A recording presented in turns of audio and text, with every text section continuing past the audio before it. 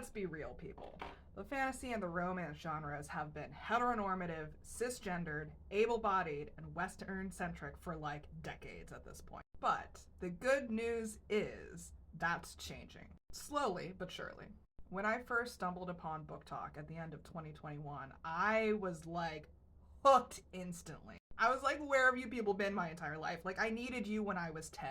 All of these people were out there just talking unabashedly about all of the wild and perverse and scintillating and thrilling and inspiring and just overall enjoyable books that they were reading and writing. To give you an idea of how much finding this community affected me, in 2021, I think I read 20 books total. In 2022, I read 112 total. And a huge portion of them were fantasy and romance books that included diversity.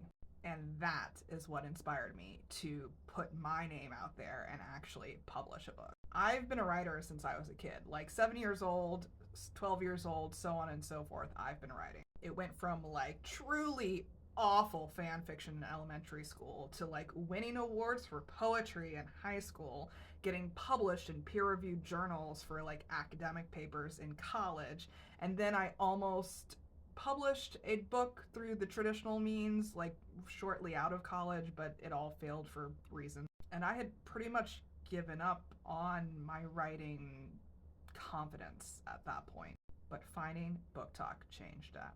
I'd been in the D&D world for a while at that point. I think I started playing in like 2016, and I'd been wanting to start my own campaign for a while there, so I had this like fantasy world already built in my head.